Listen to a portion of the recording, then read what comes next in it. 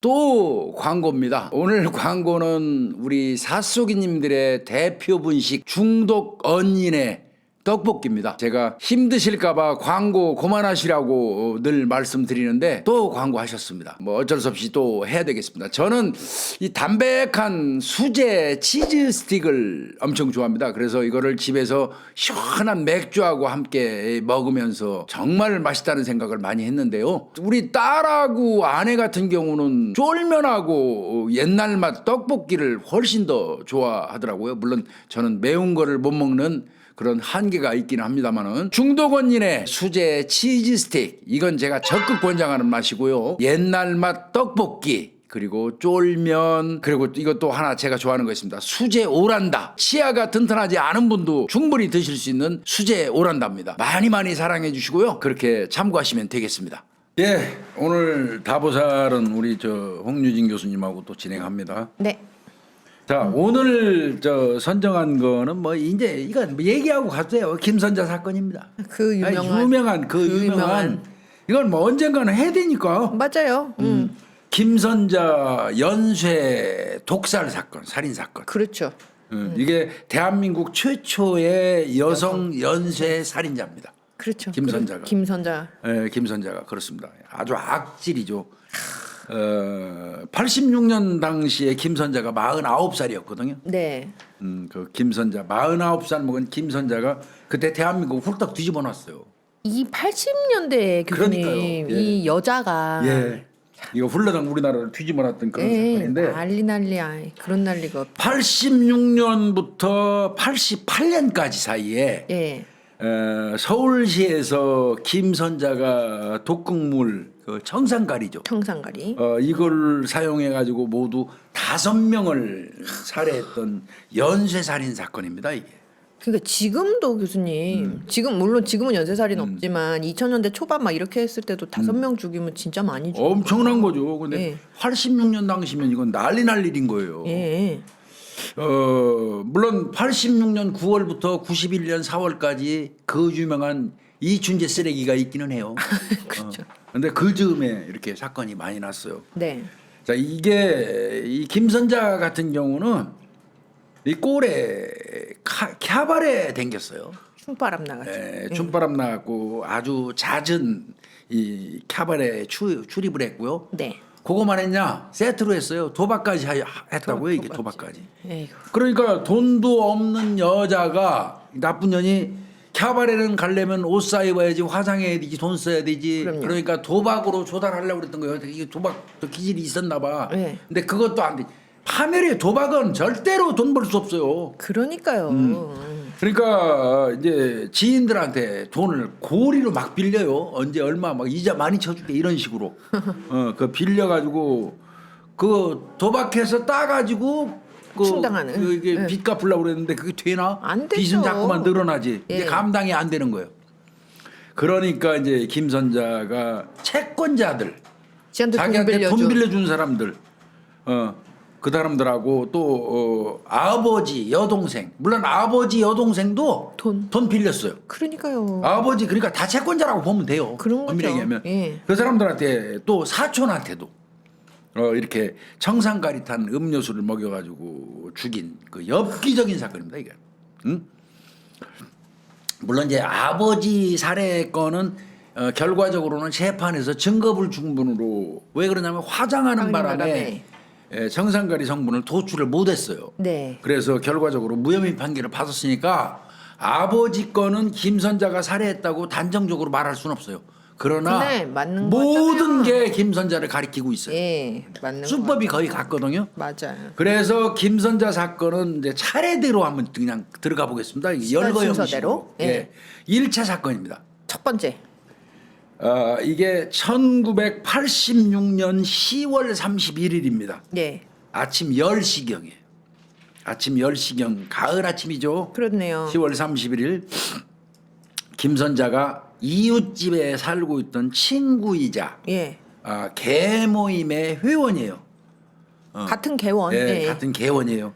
똑같이 그러니까 나이도 동갑이에요. 그 당시 49세의 여성 김계환 씨예요. 네. 여성분이 이분한테 목욕 가자고 제안을 해요. 목욕 가자고. 그래서 둘이서 서울 신당동에 있는 남양목욕탕에 갑니다. 예. 남양목욕탕에 갔어요. 그래서 이 김계환 씨가 이제 옷을 벗고 이 탈의를 하던 중에 김선자가 건넨 청산가리가 들어있는 쌍화차를 선택한 이유가 답이 나오죠. 예. 냄새 안 나게 하는. 냄새. 쌍화차를 마신 다음에 그냥 바로 그 심한 그 경련과 호흡곤란, 거품을 막 입에서 물었다고 해요. 이러면서 그냥 사망을 하게 돼요. 그 당시에는 그냥 심장마비로 인해서 사망한 걸로 이렇게 처리가 됐는데 네. 김선자는 그 사이에 그 김 씨의 목걸이하고 반지 등 폐물 4점을 가로챕니다. 사람 막 죽어가고 있는데 지는 그거 훔쳐간 거예요. 땡깁니다. 챙깁니다. 아이고 참시. 그러니까 가족들 입장에서는 그 하고 있던 게 다 있잖아. 네. 귀중품이 없어졌으니까 당연히 이상한 점이 있다고 봤고요. 네. 또 그리고 현장에 있던 김선자는 참고인 조서 받았겠죠, 경찰한테. 그래서 바로 옆에 있었으니까요. 근데 이제 김선자가 그때 뭐라고 그랬냐면 언니가 갑자기 그러니까 한 살 정도 차이 났나 보다. 언니라고. 그렇네요. 부르니까. 예. 언니가 갑자기 가슴을 움켜쥐고 쓰러졌다. 즉 말하면 돌연사했다고 증언을 했어요. 심장마비처럼 그냥 네. 이러면서. 네. 거기에다가 또 경찰이 조사할 때 보니까 이 사망한 김 씨 지인들도 경찰한테 그런 얘기를 했어요. 평상시에 김 씨가 고혈압이 있었다, 지병이 있었다고 진술을 하다 보니까 예. 결국 경찰이 그냥 이거는 급작스러운 심장마비로 인해서 사망한 게 아니냐 이렇게 생각을 한 것 같습니다. 이게 참 허름한 수사예요. 80년대여가지고. 네. 지금 그 내용을 보니까 탈의 내용과 관련돼서 정확한 보도는 그래요. 일단 탈의하고 들어가서 네. 뜨거운 물에도 들어갔었고 찜질 같은 것도 하고 나온 상태. 더 막 기운이 후끈 왕창 열이 막 올라와 올랐을 있는 때. 상태에서 이거 피로회복제하고 준 거로 보여요. 그래서 목욕탕에서 갑자기 쓰러지니까 심장마비라는 등식이 생긴 거죠. 성립이 된 거예요, 이게. 이게 그리고 목욕탕에서 쓰러지고 여탕이고 이러니까 이 당시만 해도 뭐 여자가 뭐 그 그러니까. 막 독살하고 이런 생각을 잘 안 못할 했죠. 때죠. 근데 이제 유족들 입장에서는 이웃에 사는 김선자가 함께 목욕 가자고 권유를 했고, 네. 그리고 가지고 있던 귀중품이 사라진 게 이상하다 이렇게 진술을 했지만 김선자는 그걸 부인했고요. 또 증거는 없고요. 그 당시에 김선자가 명확하게 증인이라는 어떤 증거가 없잖아요. 네, 범인이다. 이러다 보니까 그냥 넘어갔던 겁니다. 부검. 그래서 이때 사실 부검했어야 돼요. 그럼 이 청산가리 바로 나오죠. 그랬으면 네. 이 나머지 사건이 더 이상 발생하지 않았을 알았을 수 수 있어요. 있는데 첫 번째에서. 네, 첫 번째 이게 첫 번째 김선자가 목욕탕 살인 사건입니다. 첫 자 번째 여기서 피해자. 성공했죠. 김선자 입장에서는. 그렇죠. 자 2차 사건으로 가보겠습니다. 얼마나 지났어요? 87년 4월 4일이니까 한 6개월 정도 됐나요? 여기 그렇네요. 저 얼마 안 됐어요. 86년 10월 31일 날 있었고 11월, 12월, 3, 4 딱 5, 6개월. 87년 4월 4일 날이에요.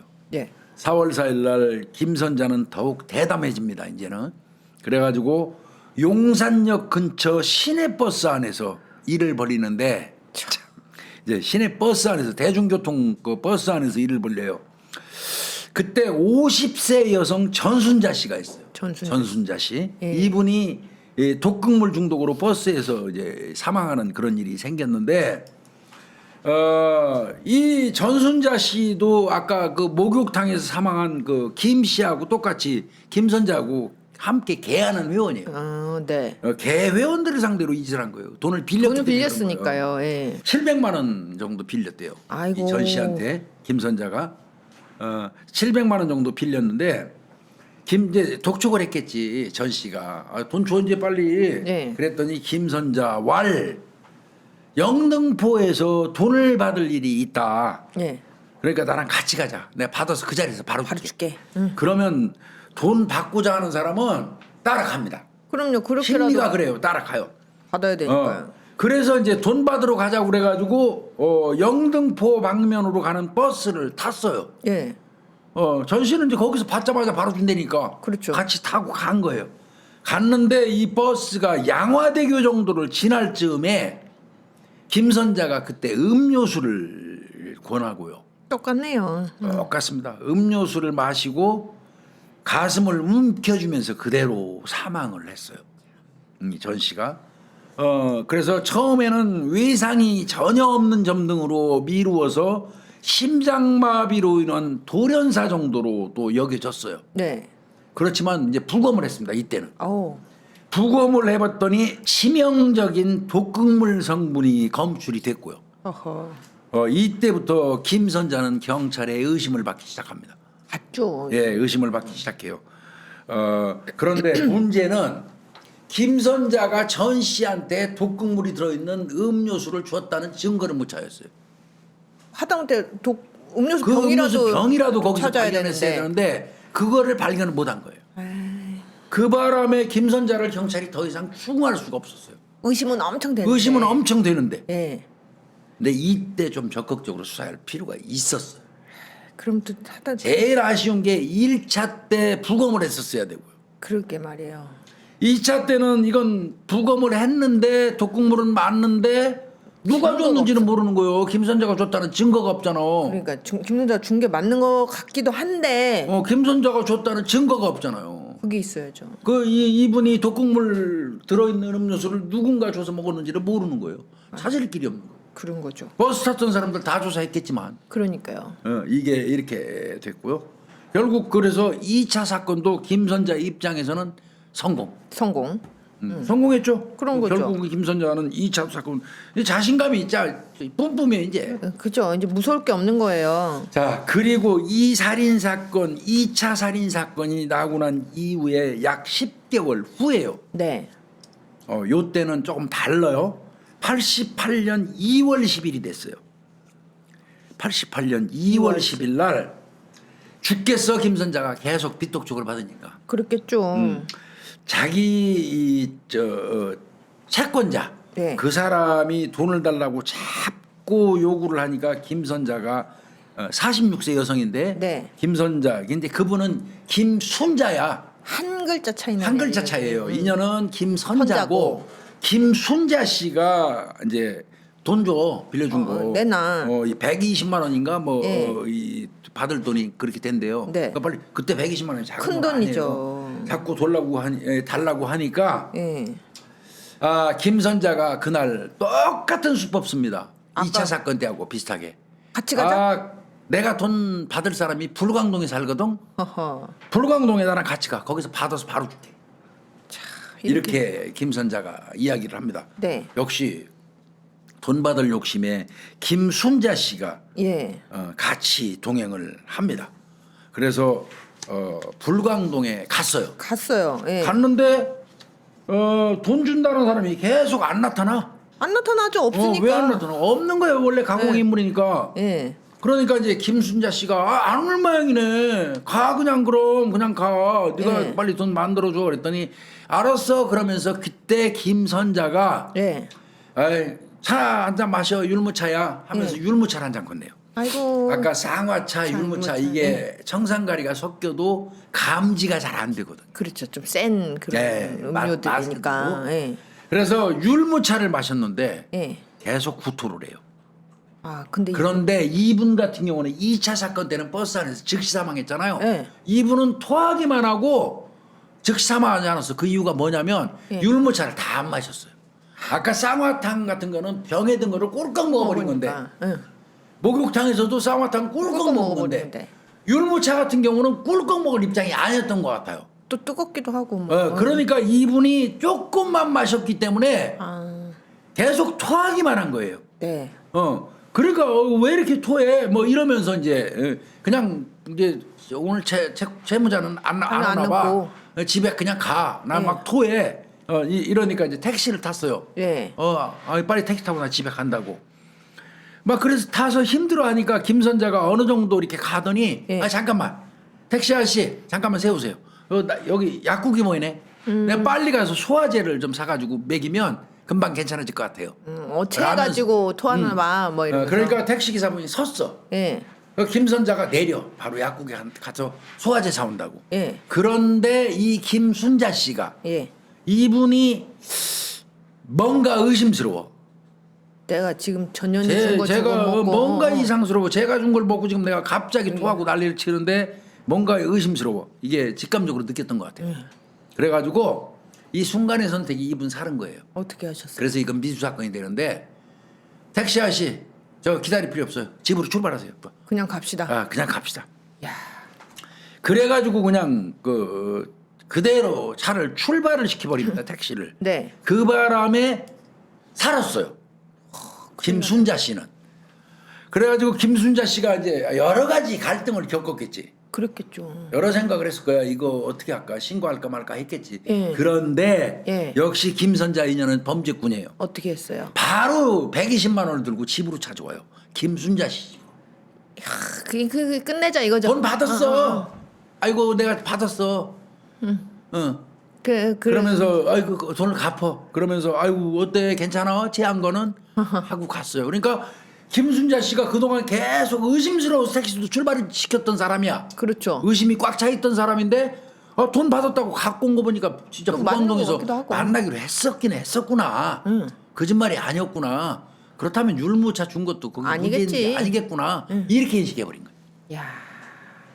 그래서 김순자 씨는 예. 살았어요. 다행이에요. 돈도 120만 원 받았고. 받고. 예. 예. 그렇게 그 미수 사건이 벌어집니다. 자, 앞서 살인 사건은 2건이 성공했죠. 있는 거고, 예. 그리고 한 건은 미수가 미수. 됐어요. 예. 그런데 그 120만 원을 빚에 쫄리는 가운데에서도 큰일 나게 생겼으니까 어떻게든지 구해다가 주워가지고 무마해버린 거예요. 그런 거네요. 그게 3차 살인 미수 사건입니다. 그렇네요. 그리고 이제 한 달이 흘렀어요. 한 달 흘렀어요. 예, 이제 네. 살인 사건으로는 3차, 세 번째. 실제로 범행으로는 4차. 번째. 88년 3월 27일입니다. 네. 88년 3월 27일 날 14시경 오후 2시경에 김선자 여기서부터 이제 아버지 나와요. 김선자 아버지가 그 당시에 73세의 김종춘 씨예요. 네. 73세의 김종춘 씨하고 김선자가 같이 친척의 환갑잔치에 이제 갔다가 네. 집으로 돌아오는 시외버스를 타는 일이 있어요. 네. 그런데 그 시외버스 안에서 김종춘 씨가 사망하는 사건이 벌어집니다. 하하.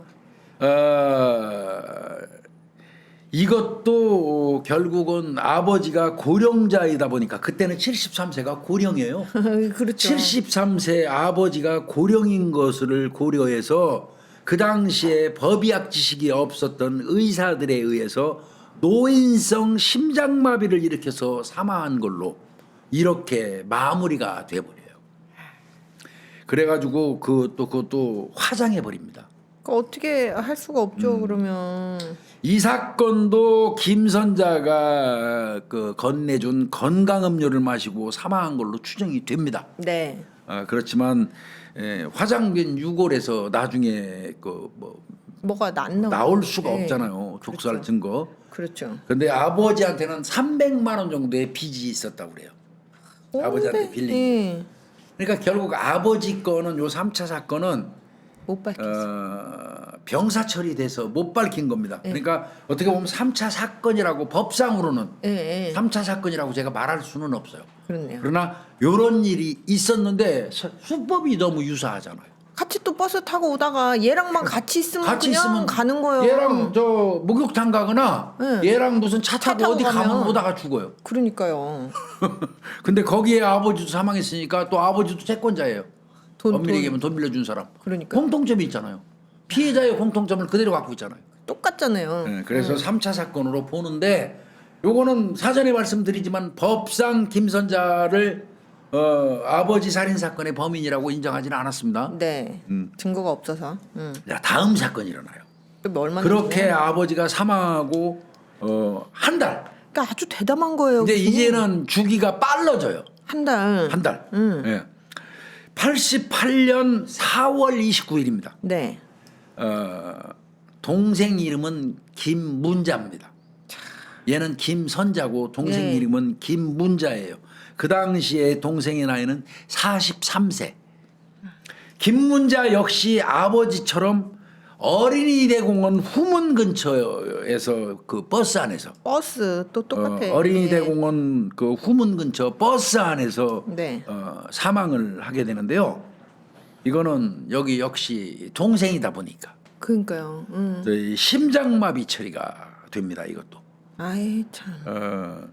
이때 김선자는 동생한테 한 1,000만 원 정도 빚이 있었어요. 그러니까 또 채권자입니다. 그러네요. 빚이 있었던 상태고요. 이때 동생이 사망했음에도 불구하고 동요하거나 슬퍼하는 기색이 전혀 없었대요.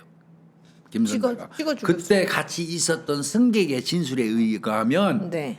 전혀 내 동생 아니에요라는 식으로까지 거의. 하면서 네. 했다는 거예요. 그리고 바로 동생의 집으로 가가지고 동생이 죽었으니까 김문자 집에 가서 귀금속 같은 거 이런 거 다 털어가요. 동생의 다이아 반지 등 귀금속 그 당시 돈으로 700만 원 상당을 훔쳐갑니다. 김선자가. 요거 나중에 다 발견돼요. 그 당시에 이제 그 재판 과정에 여동생 병원에 데려간 그 승객이 있었어요. 청년들. 네네. 그 사람들이 증언한 내용에 따르면은 옆자리에 있던 김선자 여동생이 버스 안에서 쓰러지니까 네. 김선자가 함께 병원으로 데려갔는데 병원에서 여동생이 위독하니까 큰 병원으로 옮겨야 된다고 이렇게 얘기를 하니까 네. 김선자는 갑자기 그때부터 모르는 사람이라고 그러더래. 자기 내 동생 아니다. 큰 병원으로 데리고 가셔요. 그리고 병원에서 얘기하니까 네. 나 몰라요. 난 모르는 사람이야 하면서 그냥 그 여동생 핸드백만 딱 챙기더니 황급히 자리를 뜨더라는 거야. 그래서 벙쪘다는 거야. 이 청년들이. 뭐이지? 이랬다는 거예요. 근데 이후에 김문자 그 빈 핸드백이 네. 집 근처 공터에서 발견돼요. 이거 김선자가 김선자가 가져가고 이제 그 집 털은 뒤지면서 거지. 예. 집 앞에 있는 공터에다가 핸드백 다 털고 던져버린 거지. 이거 아주 악질이잖아요. 자기 동생이 자기 눈앞에서. 친동생을 이런 식으로 하긴 아버지 죽인 년이 뭐. 맞아요. 그리고 지금 앞서갖고 사람 몇 명을 죽여니까 이제 뭐 무서울 것도 겁대가리가 없죠. 없는 거야. 예. 그리고 이런 사건이 터졌어요. 그래서 동생 김문자 사망 사건이 터졌는데 네. 또 터집니다. 모르겠어요. 이거 한 넉 달 뒤에요. 네. 88년 8월 8일 날 이번엔 누구예요? 오후 2시인데 네. 이번에는 김선자의 시누이예요. 신우이. 44살의 손시원 씨예요. 동대문구 창신동에 거주하는 분인데 네. 손 씨의 손 씨. 손 씨도 똑같은 변을 당하게 되는데 요건 수법이 좀 달라요. 어떻게 했어요? 손 씨한테 김선자가 네. 내가 어떤 루트를 통해서 집을 싸게 살 수 있는 방법을 알아냈어. 빨리 이거 안 사면 안 돼 이거. 이거 좀 빨리 사야 돼 이거. 네. 급해. 그러면서 이 손 씨가 집이 필요해서 알아보고 다닌다는 걸 알았던 거예요. 이 그랬겠죠. 김선자 인연이. 예. 그래가지고 손 씨한테 빨리 와 빨리 나와. 계약금 주고 뭐 할 거 한 484만 원 정도. 그 한 400여만 원 들고 나오라고 그래요. 어디로? 서울 종로구 숭인동에 있는 한 다방으로 불러내요. 네. 그러니까 손 씨가 10만 원권 수표가 포함되어 있는 484만 원이에요, 정확하게. 요 돈을 가지고 그 현금 수표를 챙겨갖고 그 다방으로 갔습니다. 얘가 오라는 대로. 네, 김선자가 갔어요. 오라는 대로. 거기서 이제 김선자가 준 드링크제를 마시고 아이. 나와서 서울 용산구 서빙고동 방면으로 가던 시내버스 안에서 어지럼증을 호소하면서 갑자기 쓰러져가지고 인근 병원으로 옮겨졌지만 그대로 사망합니다. 이게 똑같잖아요. 돈만 주고 음료수 하나 얻어먹고 버스 타고 가다가 죽어버린 거예요. 그러니까 484만 원 꿀꺽 먹을 수 있었지. 지가. 예. 김선자는 이 손 씨가 챙겨온 현금 및 수표를 챙긴 뒤에 유유히 현장을 떠났고요. 네. 이때 이제 시신부검해요. 아유. 그리고 청산가리 중독이 밝혀집니다. 이때. 네. 그래서 이때부터 김선자하고 동행한 사람은 다 죽거든. 관할 그러니까요. 경찰관이 보니까. 그러니까요. 그러니까 형사가 한 사람이 몇 건을 본 거예요. 이거. 네. 이거 안 되네. 요거 저 여자가 끼는 데는 이상하게 대중 교통수단 속에서 죽거나 다방이나 다중이 이용하는 뭐 이런 데서 목욕탕 같은 데서 죽는구나. 예. 근데 얘가 일부러 다중이 이용하는 곳을 선택을 했어요. 그런 거죠. 의심 안 받으려고. 버스 안, 목욕탕, 다방. 다방. 그렇잖아요. 그렇죠. 그러니까 이제 그런 짓을 한 건데 요거 이상하다. 왜 저 사람들이 죽을 때마다 김선자가 낑겨 있지? 그리고 정상가리는 왜 자꾸 나오지? 예. 예, 의심을 한 거예요. 그다음에 게다가 신우이가 죽고 나서 그 484만 원이 없어졌잖아. 네. 요거는 조사해봐야 되잖아. 그렇죠. 그때 이제 경찰이 조사하는 과정에서 다방에서 돈을 건네주는 걸 다방 종업원이 봤어. 그렇겠죠? 예. 예. 돈 다행이다. 건네주는 거를. 예. 이건 김선자가 받아간 게 나왔단 말이야. 그 진술을 받았단 확보했어요. 말이야. 예. 그러니까 경찰이 그렇지 않아도 김선자를 그동안에 눈독 들이고 있었는데 예. 일단 신병 확보를 하려면 뭐 거리가 뭐 있어야죠. 거리가 있어야 되는데 예. 일단 절도로 체포를 그래요. 그 돈 가져간 거니까. 절도로 일단 긴급 체포를 해버린 거예요. 남의 돈을 가져간 그리고 거니까. 살인 사건으로 가려고. 예. 그래서 절도 혐의로 긴급 체포를 하고 그렇게라도 체포해서 이제 수사를 해보려고 했던 거예요. 그렇죠. 예. 원래 이제 이 경찰은 2차 사건 때부터 그때부터 부검했잖아요. 그때는 부검했잖아요. 김선자를 의심을 했는데 물증이 없어가지고. 그렇죠. 이게 버스 안에서도 분명히 음료수통 건너는데 그거만 확보하면 되는데 그게 없는 거라. 없어진 거예요. 그래서 못했던 거거든. 예. 그래 물증이 없어서 참고인 조사만 받고 걔를 계속 풀어줬단 말이야. 예. 체포를 못하고. 그렇지만 계속 돌연사 또는 독살 사건이 발생을 하고. 예, 이 김선자 계속 있고. 예. 있고 걔는 예. 죽은 사람들은 다 김선자 주변인이니까. 예. 뭐 죽음의 사신이야, 사신. 그러니까 이게 용산 경찰서 관할인데 예. 여기에서 88년 9월 2일 날 일단 김선자를 강도살인의 유력한 용의자로 지목하고 일단 절도로 신병 확보한 다음에 네. 이게 이제 수사가 들어간 거예요. 아이고. 근데 이제 김선자 이 체포하니까요. 예. 증거 안 되면 가만 안 있겠다. 너들이 그러니까 지금 절도로 체포한 다음에 강도살인으로 이제 경찰이 가버리니까 예, 예. 니네들 나 살인자라고 그랬는데 내가 우리 증거 아버지 있어? 죽이고 내 동생 죽였다고? 증거 없으면 니네 가만 안 있어. 난리를 치고 뭐 했대요. 예. 그러니까 이제 이거 이제 경찰하고 검찰이 난감해졌어. 그래가지고 서로 협의를 해서 네. 신당동 그 목욕탕 희생자 첫 번째 희생자죠. 네네. 등 이미 묻은 시신 내구 야, 파기로 결정을 해요. 이게 쉽지 않아. 아버지는 파나만 하니까 안 파고요. 화장했으니까. 화장했으니까. 근데 이제 자 이거 팔려면 이거 승인 못 받으면 절대 안 돼요. 그럼요. 이 이거 부관참시라는 말 나온단 말이에요. 부관참시. 그또이 시대 이 80년대여 가지고 그러면 이게 죽은 사람 묻은 사람을 또 또 다시 꺼내가지고. 묘를 파가지고 그거를 또 그 죽은 시신을 또 부검을 해 또 잘라내고 부관참시라고 한단 말이에요. 난리 난다고요. 이거 설득하는 게 이게 난제지 난제. 그렇죠. 그러나 예. 성산가리는 맹독성 독약이기 때문에 수십 년이 흘러가도 그 성분이 나옵니다. 그게 계속 나옵니다. 남아있죠. 예, 그래서 경찰은 하여튼 이 시신 매장한 시신 내구만 파가지고 성산가리가 일치되게 나오면 이건 김선자요. 그런 거죠. 이런 결정을 했는데 예. 아까도 말씀드린 것처럼 장례가 이미 끝난 시신을 유가족들한테 승인받는 거 이건 거의 불가능. 처음에 가서 뺨 맞았다고 그래요. 그럴 법하죠. 이게 예. 미친 새끼 아니야. 이 말도 안 되는 소리를 하죠. 그런데 끊임없이 요 볼따고 맞고 가서 얘기 또 설득했다는 거예요. 주둥이만 나불나불 하셔야 돼요. 하셔야 돼요. 이거 그래도 밝혀야죠.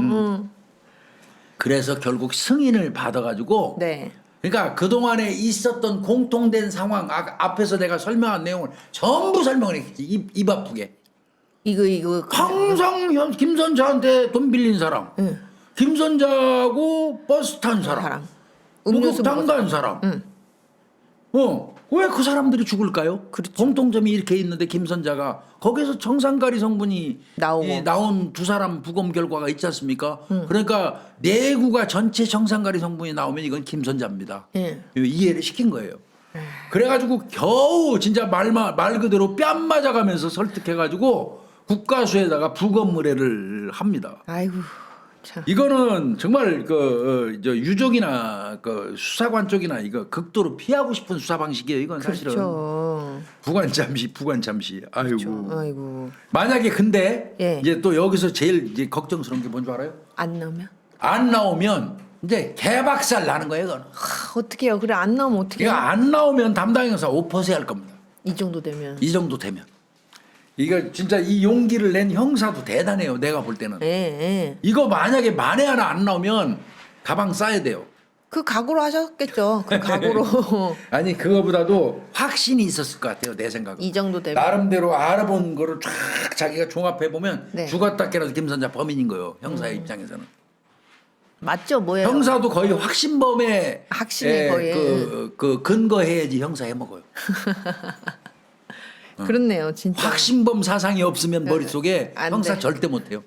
그러면 이거 그렇죠. 확신을 못하면 이거 지금 5% 파가지고. 각오를 했을 겁니다. 5% 각오로. 아마 조마조마했을 겁니다. 그렇겠죠. 그런데 정말 다행으로 내구의 시신 중에 세구. 예. 첫 번째 여성분 말고요. 그 두 번째 여성분이 전 씨죠. 예, 예, 맞아요. 전 씨, 그다음에 여동생 김문자, 예. 신우이 손시원 씨. 아휴.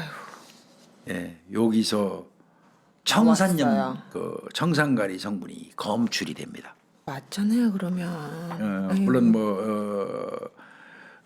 매장된 근데 이제 저 첫 번째 사건 그 목욕탕, 목욕탕. 김계환 씨 같은 경우는 매장된 지가 한 2년 정도가 지나가지고 예. 부패 정도가 너무 심해서 아, 그 성분을 찾을 수가 없었다고. 안 됐어요. 이제 그 어려웠을 수도 있어요. 예. 지금 같으면 찾습니다. 그렇죠.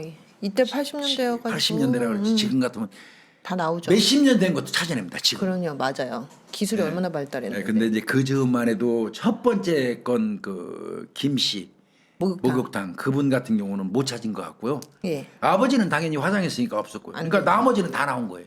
검출. 아, 그러니까 지 동생. 동생 그다음에 신우이. 전씨, 예, 신우이, 신우이. 손씨 세구에서 검출이 된 겁니다. 자 그러면 죽은 사람들이 청산가리로 죽었다는 공통점은 다 나왔어. 예. 그리고 항상 그때마다 김선자가 동행했다는 것도 다 나왔어. 예. 그러나 그럼에도 불구하고 김선자가 독극물을 사용했다는 증거를 찾아야 돼. 그렇죠. 이 참 법이라는 게 그렇습니다 이게. 응? 그렇죠. 자 이제 그래도 사건 수사 다 온 거야. 이제 김선자가 독극물을 사용했다는 증거만 네. 찾으면 된단 말이야. 그래서 경찰은 압수수색 검증영장을 받아가지고 김선자 집을 압수수색을 해요. 네. 그러다가 경찰이 깜짝 놀랐는데 그래도 다행인 게 뭐냐면 왜요? 첫 번째 그래도 안심된 게 예. 그동안 그 가족 친지들한테 가져갔던 그 물건들 있잖아. 다이아 반지 동생 거 뭐 이런 거. 예, 예. 요게 반지 수표 통장이 우르르 쏟아져 나와요. 훔친 거 다 나왔네. 예, 죽은 사람들 물건이 거기서 다 나와요. 예. 일단 이 정도만 해도 기소하는데 무리 없어요. 그렇죠. 그리고 이제 김선자를 압수수색 검증을 하면 김선자가 자기 몸에 뭐를 감춰놓을 수도 있잖아. 그렇죠. 몸수색 해야죠. 그런데 몸수색을 하려면 남자 경찰이 만질 수는 없잖아. 그럴 수는 그래서 없죠. 여자 경찰들도 그때는 흔치 않았어요. 여경 별로 없었죠. 없었어요. 그래서 뽑아가지고 동원을 했어요. 김선자 몸도 수색을 해야 되니까. 그렇죠. 왜 그러냐면 몸에다가 흉기 같은 거 체포되면서 숨기고 있으면 큰일 나죠. 자해할 수도 있고. 그럼요. 그러니까 반드시 해야 되거든요. 예. 그렇게 했어요. 그러니까 일단은 집에서 다이아 반지 통장 수표 찾아서 1차 요거 김선자 기소하는데 무리 없네 네. 라고 판단했는데 이거보다 더 결정적인 증거가 우연치 않게 도출이 돼가지고 김선자가 깨구락지 된 거예요. 뭘까요? 저는 네. 예상이 됐는데 네. 이 중에서 가장 중요한 여경이 이제 몸수색도 하고 네. 몸수색도 하고 이제 하다 보니까 여경이 쉬가 마려웠어. 화장실 가고 싶었어요. 예. 그 쉬하러 갔어요. 화장실에 갔어요. 김선자 집이에요. 딱 앉았는데 거기에 네. 일본식 가옥입니다. 화장실이 목조 가옥이에요. 이렇게. 네네. 그 여경이 이제 그 여성 경찰관이 변기에 딱 쪼그리고 앉으니까 네. 화장실 앞에 나무 기둥이 있어요. 바로 요 앞에 앞쪽에 네. 나무 기둥 뒤에 작은 구멍이 하나 이렇게 보여요. 예. 몰라? 저 무슨 뭐야? 구멍이지? 화장실에서 쉬하다가 네. 그래서 구멍 안으로 손을 넣었어요. 쑥 집어넣어봤어요. 넣어봤더니 예. 돌돌 마른 신문지 뭉치가 하나 이렇게 잡혀요. 예. 그래서 그걸 꺼냈어요. 이게 하늘이 있는 거예요. 그래서 맞아요. 여경이 그걸 꺼냈어요. 예. 그래서 펼쳐 보니까 예. 그 안에 밤톨만한 어떤 그 하얀 그 덩어리가 덩어리가 있어요. 하하. 그게 밤알 크기의 약 20g 정도 되는 청산가리 덩어리입니다. 여기서 찾았네요. 그게 거기서 나온 겁니다. 야, 이거 어떻게 이렇게 찾냐고요. 그 그냥 기가 막힌 일이 이게 하늘이 있는 거예요. 그러니까요. 그거 가지고 발견되는 순간 끝났지 뭐요. 김선자는 게임 끝. 청산가리가 나온 거 아니에요. 그러니까. 그러니까 결국 그거 제일 중요한 건데 그게 나와버린 거예요. 그 쉬하면서 찾아내는 바람에 어, 남자가 쉬하러 갔으면 서서 봤기 몰랐죠. 때문에 그 구멍을 못 봤어요. 그렇죠. 여경이니까 앉아갖고 앉은 상태에서 구멍으로 그다음에 이렇게 빛 정도 들어오는 데서 구멍 뚫린 게 보였고 뭐가 있으니까 꺼낸 거예요. 그게 20g 정도의 청산가리 덩어리였던 겁니다. 이거는 나중에 밝혀졌지만 김선자가 네. 독살에 쓰려고 네. 조카가 화공약품 회사에 댕긴대요. 네. 근데 그 조카한테 꽁 잡는데 옛날에 사인하라고 그래서 꽁 잡잖아요. 꽁 잡는데 쓴다고 그걸 구했던 거예요. 이야, 그걸로 사람. 가족들 다 잡고 지인 다 잡은 거예요. 어떻게? 자 이렇게 증거들이 무디기로 발견이 되니까 네. 김선자는 이제 재판에 회부가 되죠. 그렇죠. 아버지는 제외가 됐고요. 어쩔 수 없이. 그래서 넘겨졌는데 김선자는 재판에서도 끝까지 범행 부인합니다. 지 아니라고. 끝까지 아니라고 합니다. 그러나 청산가리가 유죄의 결정적인 물증으로 작용을 했고요. 그럼요. 89년 서울지방법원에서 1심 재판이 있었는데 네. 거기서 살인 그 다음에 이제 조금 이따 더 설명드리겠습니다만 보험 사기 가족 죽이고 보험도 다 처먹었거든요 인연이. 그러니까요. 살인 보험 사기 등으로 사형을 선고받습니다. 1심에서. 1심에서. 이때 이제 변호사는 뭐라고 그랬냐면 김선자가 도박 중독이다. 심신미약. 그러니까 심신미약이다. 도박 중독이니까 심신미약이래요. 말도 안 돼. 그러면서 이제 살려달라 하는 걸 예. 얘기했고요. 검사는 이렇게 얘기했어요. 치밀한 계획과 맞죠. 무자비함을 강조하면서 사형을 구형합니다. 검사는. 네. 또 판사는 인간으로서 양심을 저버린 범죄라고 규정하면서 사형 땅땅땅 때려버려요. 그렇죠. 그래서 이거에 대해서 항소와 상고를 거듭했지만 결국은 2심 거치고 3심은 90년도에 1년 뒤에 이제 대법원에서 네. 사형이 확정됩니다. 그러니까 다 끝난 거예요. 사형 확정. 얘는 사형 확정이에요. 네. 그 다음에 이제 사형이 확정되고 나서 김선자는 서울구치소에 수감이 돼요. 네. 서울이니까. 근데 그 와중에도 재심 청구합니다. 김선자. 재심 청구했다가 기각되고 네. 그 재심 같은 거 청구하면 이제 교도소가 바뀌어요. 그렇게 그래서 되겠죠? 서울구치소에서 대전교도소로 이감이 됩니다. 네. 이감이 되고 그리고 최초 사건 발생으로부터 11년 뒤 올해도 있었어요. 사형 그러니까요. 확정. 맞아요. 11년 뒤인 1997년 12월 30일 날 네. 아시죠? 우리나라 사형이 마지막 집행된 날. 저는 이거 기억 제가 나세요? 항상 하죠. 제가 취급했던 김준영 순경 총기 살인 사건. 예. 그때 김준영 순경이 대구교도소에서 97년 12월 30일 날 사형 집행됐거든요. 네. 근데 제가 이상하게 그 직전에 가보고 싶어서 갔다 왔어요. 다녀오셨었죠, 예. 교수님. 그래서 기억이 생생한데 그때 97년 12월 30일 날 대전교도소에서 사형이 집행됐습니다. 이때 집행된 사람이 여의도에 가가지고 눈 안 보인다고 막 막 그냥 차로 차. 밀고 댕겨갖고 김용재 예. 사량 질주 사건 김용재 그다음에 김준영 순경 뭐 등등 22명이 그때 처형됐거든요. 네. 사형 집행될 때 그때 김선자도 선자도. 같이 갔습니다. 에휴. 근데 이게 김선자가 11년 버틸 수 있었던 이유가 박삼중 스님 스님. 이 죄수들의 어떻게 보면 아버지 같은 스님이에요. 네. 이분의 영향이 좀 있는데 얘는 감옥에서도 끝까지 범행을 부인을 했었다고 그래요. 김선자는. 지 아니라고. 네. 예. 그때 이제 이 박삼중 스님이 1960년대부터 사형수 교화 활동을 했어요. 네. 그 지강은이 사건 났을 때도 그때 박삼중 스님이 가요 거기 현장에 가서 대화하고 지강은이한테? 그래요. 그래서 이 삼중 스님을 만나서 억울하다고 얘가 억울함을 호소를 했고요. 네. 그 얘기를 들은 이거 삼중 스님이 김선자 사건 재조사를 그 당시에 법무부 장관이 배명인 법무부 장관이 저는 기억해요. 네. 이분한테 요청을 해요. 예, 삼중 스님이 그렇지만 뭐 결국 조사해 보니까 워낙 증거가 확실해서 이건 다시 조사하고 자시고 할 건덕지도 없잖아요. 예. 그리고 여동생까지 아버지까지 친척 3명 까지. 살해한 거 이 자체가 용납될 수 없는 중범죄였기 때문에 그렇죠. 이거 안 되죠.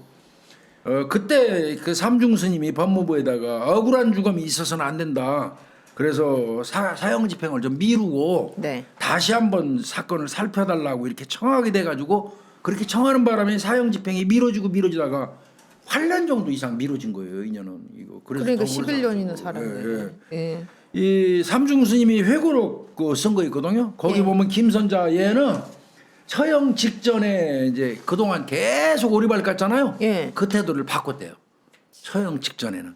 그래가지고 아버지하고 여동생을 살해한 것에 대해서 자신의 사치욕을 스스로 그 아버지가 또 여동생이 사치욕을 막 꾸짖어서 예. 그게 그리고 내가 어려운데도 외면하고 저 빌린 돈 갚으라고 독촉하고 막 하고. 이래서 죽어 마땅하다고 생각이 돼서 죽였습니다. 아이. 태도를 바꾼 게 죽어 마땅해서 죽였다는 걸로 바뀐 거예요. 반성한 걸로 반성이 바뀐 게 없는 거예요. 이 얘기를 했다는 거예요. 그 삼중 스님도 당황했다는 겁니다.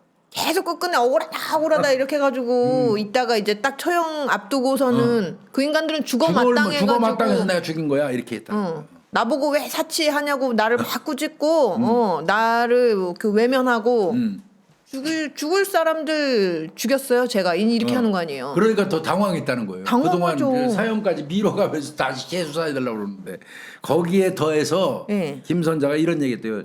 나는 부자가 너무 부럽고 동시에 증오한다 부자들. 어머.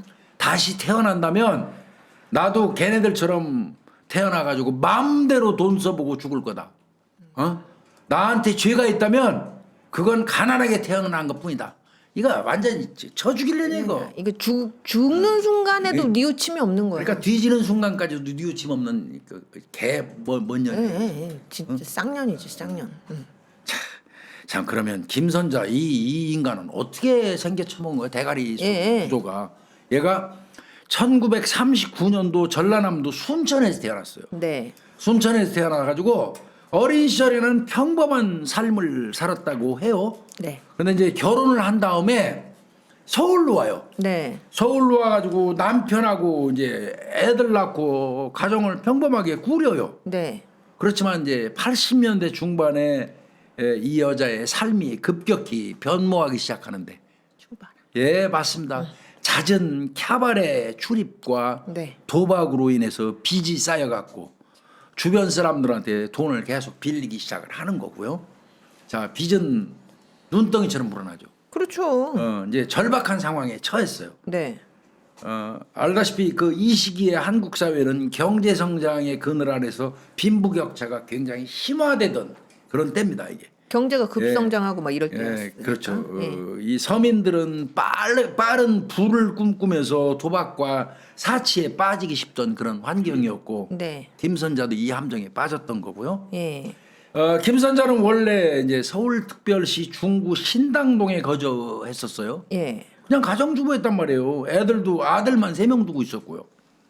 그런 남편은 뭐 했냐면 남편이 부자일 수가 없어요. 건설 현장 페인트공으로 일을 했어요. 네. 그래서 남편이 벌어오던 생활비에 의존하면서 살았단 말이에요. 네.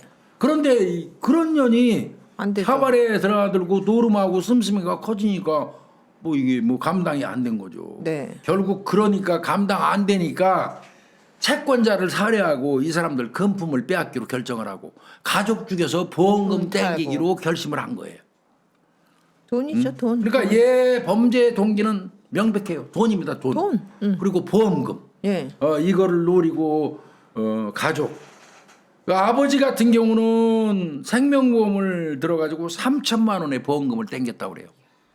몰래 들은 거겠죠. 그때는 지가. 그게 가능했으니까. 옛날이니까. 예. 예. 그리고 이제 나머지는 돈 빌려준 사람들, 그 친구, 개원 같은 사람들 대상으로 삼은 거고요. 네. 이때 독극물로 쓴 청산가리는 쉽게 못 구하는 건데 무생무치잖아요. 이건 잘 먹으면 모르니까 그냥 죽어요. 바로. 요거를 이게 그 범죄도구로 김선자가 선정을 한 거죠. 네. 김선자는 피해자들한테 음료나 음식에다가 청산가리를 타서 건네면서 자연사나 사고사로 위장한 거 맞고요. 네. 예, 이 수법이 프랑스의 유명한 독살자 마리 라파르즈나 영국의 그레이엄 영 네. 역사적 독살 사건을 연상을 시키는데. 얘가 더 잔이네요. 네, 근데 가족들 했으니까. 여기는 한 사람씩 죽였고 최초 영국의 최초, 프랑스의 최초라는 그것만 있지 네. 한 건씩인데 얘는 더 잔이네요. 5명이 5명. 그것도 심지어 가족 있잖아요. 가족이나 지인만 노렸고요. 네. 그리고 범행 후에도 태연하게 장례식에 참석해갖고 슬픈 척 가장을 하고. 그러니까 이 독살의 여왕이라는 닉네임이 붙을 수밖에 없죠. 그렇네요. 악질이죠, 진짜 악질. 악질이죠. 이 당시에 이 수사 환경은 이 살인자들한테 굉장히 유리했습니다. 배경이 있죠. 이때 87년도에 큰 사건이 있죠, 우리나라에. 박종철 군 고문치사 사건이 있었잖아요. 예. 탁 치니까 그러니까 억하고. 억하고 죽. 이래서 국지간 시국 사건 같은 게 막 있어갖고 온통 언론이나 모든 게 글로 다 쏠렸죠. 이목이 집중되는 그런 시기예요. 그다음에 그 이듬해 88년 88 올림픽. 올림픽에 그 공권력이 다 쏠려 있었잖아요. 그렇죠. 그러니까 강력 사건을 파고들 만한 그 형사 인력이 턱없이 부족했고요. 이때. 그렇네요. 그리고 과학 수사라는 단어는 그 상상조차 못하던 그런 생소한 시절이었고. 맞아요. 이러니까 김선자 같은 애들이 마음 놓고 이렇게 범행할 수 있었던 겁니다. 막 다니면서. 이게 치안 여건, 치안 환경이 얼마나 중요한지 몰라요. 맞아요. 예. 엊그제 프랑스 대통령 마크롱이 예. 저녁에 급작스럽게 광화문 막 나갔어요. 예. 막 그 갈매기살 골목 같은 데를 막 그냥 영부인하고 막 돌아다녔어요. 네. 그러니까 이 경호하는 인력 중에서는 아우 내일 나가시죠. 급작스럽게 밤에. 이러시면 안 됩니다 했는데 고집이 센가 봐요. 마크롱 대통령이.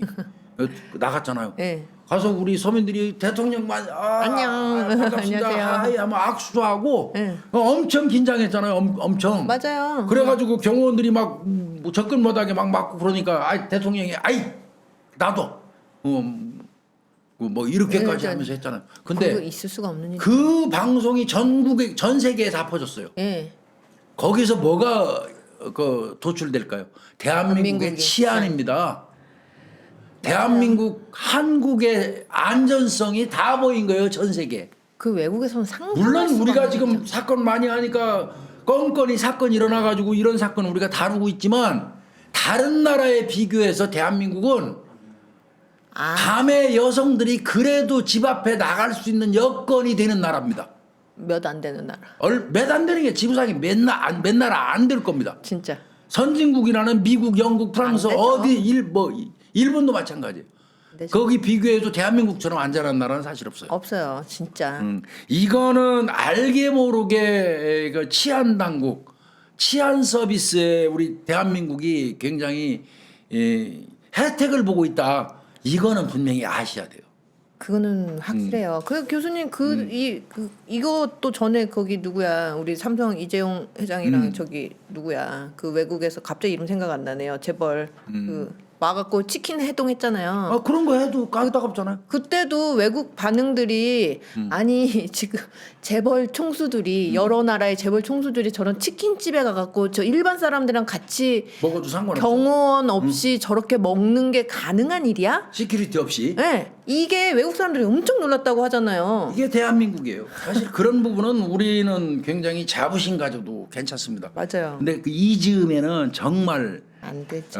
환경이 안 됐었어요. 과학수사 환경도 안 되고 박종철 사건 87년 88 올림픽 이럴 때 이게 이제 잠깐 공백이 생긴 공백기 거예요. 약간 허점이 있는 그런 때 이런 이 독버섯들이 활개를 치고 다니는 활개를 거죠. 치는 겁니다. 네. 이 김선자 사건은 80년대 한국 사회를 흔든 대표적인 범죄였던 거는 명확하고요. 보험 사기 범죄가 그때가 급증하던 시기예요. 네. 보험 사기. 이 사건은 보험 제도의 허점을 드러내기도 했고요. 네. 이때 그래서 많이 바뀌었어요. 이 막 그 함부로 마음대로 이제 그 본인 동의 없이 막 그 보험 들지도 못했고. 예. 내가 그때는 임의로 들어 우리 아버지 거. 내 맘대로. 내 마음대로. 아버지는 몰라. 보험회사 그냥 들어줘. 아, 돈만 내면 돼. 이런 식이었거든요. 네. 근데 이 사건 계기로 해서 보험제도의 허점을 보완하는 계기가 되기도 했습니다. 맞아요. 예. 그래서 정부가 이 사건 나고 나서부터 보험 심사를 강화를 했고요. 그다음에 청산가리 같은 독극물 규제가 이때부터 생겼어요. 아, 해야죠. 이거. 이때부터 그 독극물 규제를 하기 시작했고요. 네. 그래서 언론은 이때 여성 연쇄 살인범의 원조라고 그렇죠. 김선자. 이 김선자를 다루고요. 그러면서 도박과 춤바람, 사치 이게 얼마나 위험한지 사회 일각에다가 홍보 뭐 이런 게 많이 되기 시작했어요. 그렇죠. 피해자 가족들은 평생 트라우마를 안고 살았고 네. 일부는 인연이 사형돼서 정말 다행이라고 이렇게 토로한 적도 있어요. 그렇겠죠. 그래서 이제 맘 편히 살 수 있다고 전현이 예. 죽어서 예. 이런 얘기도 했습니다. 여러 범죄 재현 프로그램에서 이 사건 많이 다뤘죠. 나왔어요. 그래서 뭐 ITV 리얼 스토리 실제 상황, 채널 A 실화극장, MBC에서 방송됐던 실화극장 죄와 벌, 심야교담에서도 제가 했어요. 네. 제가 심야교담에 그 저 김구라 씨하고 출연했을 때 나갔잖아요. 이 예. 방송 김선자 편 제가 했습니다. 예. 네. 그다음에 KBS 스펀치 뭐 이런 데도 다뤘고요. 그리고 라이프 온 마스에 이 사건을 그 모티브로 한 사건이 등장하는데 일본판 김선자 사건이라고 할 수 있는 스기무라 사담의 사건. 네. 요거는 범행 동기가 빚을 갚기 위한 돈을 마련하기 위함이었고 이거 비슷하잖아요. 똑같잖아요. 독극물을 탄 음료를 사용했다는 점. 네. 그다음에 범인이 여성이라는 점이 김선자하고 같아요. 예. 그래서 다만 이제 스기무라 그 사건 같은 경우에는 피해자가 모두 여성이라는 점에서 좀 차이가 있긴 합니다. 김선자는 아버지 뭐 아버지가 안 하나 밝혀졌지만 껴있어요. 아버지가 예, 예. 껴있죠. 또 태국판 사건도 있거든요. 이거 비슷한 거. 네. 8년간 무려 14명을 청산가리로 독살한 희대의 악녀 아이고. 걔가 태국 법정에서 사형 선고받은 그런 사건도 있었고요. 네. 아까 그 마리 라파로즈 예. 요거는 1816년 건데 네. 늙은 남편과 원치 않는 결혼을 했다는 이유로 프랑스. 결혼 1년 만에 남편을 이제 그 비소 비소. 비료 같은 비소라는 그 독극물로 있잖아요. 독살했던 그 프랑스 여성 살인범인데 요거는 이 여자 사건은 법의학사에서 독살 혐의를 최초로 과학적인 방법으로 입증을 했어요. 그래서 혐의를 받았어. 과학적인 이 그 독극물을 비소 섭취하면 뭐가 어떻게 되고 어떻게 되고 막 그래서 그랬던 이게 거. 좀 유명하고요. 김선자는 계속 법정에서 끝까지 범행 부인했지만 아까 그 유언에도 나와 있듯이 사형당하기 직전에는 가난해서 돈을 벌기 위해서 어쩔 수 없이 저지른 짓이니까 정당방위로 갖고까지 궤변까지 들어놨어요. 정당방위. 아이, 진짜. 그래서 여론의 공분을 많이 샀고요. 예. 얘가 그러니까 사형에 처해니까 기뻐하는 사람이 굉장히 많았던 겁니다. 그렇죠. 한 사람의 목숨이 사라지는데 기뻐하는 박수치는 사람이 있다는 거는 얼마나 서글픈 인생을 살다 간 겁니까? 잘못 살은 김선자. 거죠. 예. 그래서 김선자 사건은 사람들이 다 보는 공공장소에서 했던 그런 첫 살인이잖아요. 그렇죠. 그래서 그건 굉장히 대담하고 잔인하다. 예. 그다음에 김선자의 용의주도함과 사이코패스적인 면모를 잘 드러낸 살인 수법은 보통 사람들이 많이 있는 공공장소에서 엄청 대범한 대담하게 거예요. 예. 더욱이 여성이 살인을 한다고 그때는 쉽게 의심도 안 했어요. 이렇게 범행이 연이어 성공하니까 추후에도 버스 안이라든지 공공장소에서도 그냥 계속 죽였던 거고. 네. 그때 생존한 사람 있잖아요. 율무차. 김순자 씨가 만약에 신고를 해가지고 김선자가 검거가 됐다면 뒤에 추후에 일어날 살인 사건 막을 수도 있었다는 그런 아쉬움은 다들 토로해요. 그 뒤에 일어난 건 다 친족들이잖아요. 그러니까. 아버지, 여동생, 시누이. 예, 그러니까 이때도 아마 의심은 김순자 씨도 했던 것 같은데 그러게요. 증거가 없어서 망설이는 사이에 인연이 돈을 120만 원 뚝딱 갖고 왔고 주는 바람에 의심이 거두어진 거예요. 이것도 치밀한 거예요. 엄청 치밀한 겁니다. 돈이 없었을 건데 네. 기를 쓰고 만들어 가지고 준 걸 거라고요. 맞아요. 예. 김선자는 아버지에게 생전 그 핀잔을 많이 들었을 거로 보인다고 그래요. 그래서 재산 문제보다는 일종의 원한도 좀 작용하지 않았나 이렇게 의심도 하고요. 네. 그냥 아버지는 증거가 없어서 무죄난 것뿐이고요. 아버지 죽일 의도는 명확히 있어 보이고요. 네네. 이때 대검찰청 형사부장 지냈던 조승식 검사가 담당 검사 유명합니다. 이 조승식 검사 조직폭력 관련돼서도 이분이 많이 수사를 했고요. 네네. 뭐 요 정도로 정리를 했으면 좋겠고요. 여기 이제 이 사건 김선자 사건 요 근래 김소영이 사건이 김소영 있었죠. 사건 있었죠. 저 여자 모텔 살인 사건. 김소영이 사건이 뜨니까 예. 갑자기 김선자가 선자. 소환돼 가지고 그 비슷하잖아요. 오버랩 해가지고 사람들이 그 대비도 많이 하고 그랬었죠. 그 대조하면서 이렇게 보기도 많이 했었어요. 비슷하니까요. 예. 근데 이제 우리나라에서 최초의 여성 연쇄살인자는 사실은 따지고 보면 김선자가 아니에요. 더 앞에 족적은 있어요. 김선자가 국지만 예. 그 앞전이 있어요. 74년도에서 75년 사이에 예. 언젠가 할 겁니다. 보험금 노리고 자신의 언니, 형부, 조카, 시동생, 친구까지 5명을 죽인 박분내 사건이 있어요. 야, 더 먼저예요. 더 먼저. 이거는 언젠가 제가 하겠습니다. 네네. 이 박분내는 78년도에 사형 확정받고 5년간 대기하다가 83년 7월 9일 날 부산 그 교도소에서 교수형에 처해진 여자입니다. 아하. 이 박분내 사건은 대한민국 살인 그러니까 국내 살인 분석으로 네. 제가 한번 분명히 하겠습니다. 다시. 그렇네요. 그리고 이제 마지막으로 이 청산가리 관련돼서 그냥 이거 상식인데요. 네. 청산가리는 일본식 표기예요. 청산가리. 가리. 청산염의 일종인데 원어로는 시안화 칼륨입니다. 시안화 칼륨인데 일본식 표기죠. 청산가리가. 네. 요게 물에 잘 녹고 사람 몸에 들어가면 산화해가지고 시안화 수소가 생성이 돼요. 네. 그것 때문에 죽어요. 그거 때문에. 0.15g 정도면 사망하거든요. 진짜 소량이죠. 예, 극소량만으로도 사람의 그 생명을 빼앗아갈 수 있는 맹독성 물질이기 때문에 예. 뭐 10분 안에 목숨 잃는데요. 그 정도만 10마이크로그램만 먹어도. 엄청 작은 예. 엄청 조금. 요게 2차 세계대전 당시에 나치가 가스실에서 독가스. 시아나클륨 가스로 유대인 학살하는데 사용했던 그런 그 굉장히 위험한 약품, 물질이에요. 화공약품입니다. 그러니까. 그렇지만 이제 알아야 될 게 맹독류는 증거 오래 갑니다. 아까는 뭐 2년 돼 가지고 목욕탕 그 김씨 못 발견했지만 지금은 다 나와요. 극소량만 있어도 그 묘지 흙에서도 다 찾아내요. 맞아요. 예. 증거는 이제 이건 증거가 무지하게 오래 가요. 예. 그래서 이제 이렇게 또 시아나칼륨 제가 참고적으로 우리 구독자님들한테 설명을 드렸고 네. 그래서 오늘은 어떻게 보면 뭐 최초는 아니지만 거의 족적이 굵은 그렇죠. 우리나라 김선자. 이 여성 연쇄 살인. 여성 연사 살인마 독살 살인마 독살 살인법.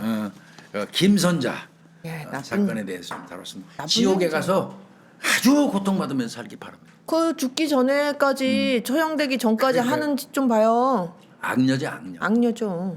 네, 그래서 희대의 악녀 네. 김선자 사건 요 정도에서 정리하겠습니다. 네. 수고했어요. 감사합니다. 네.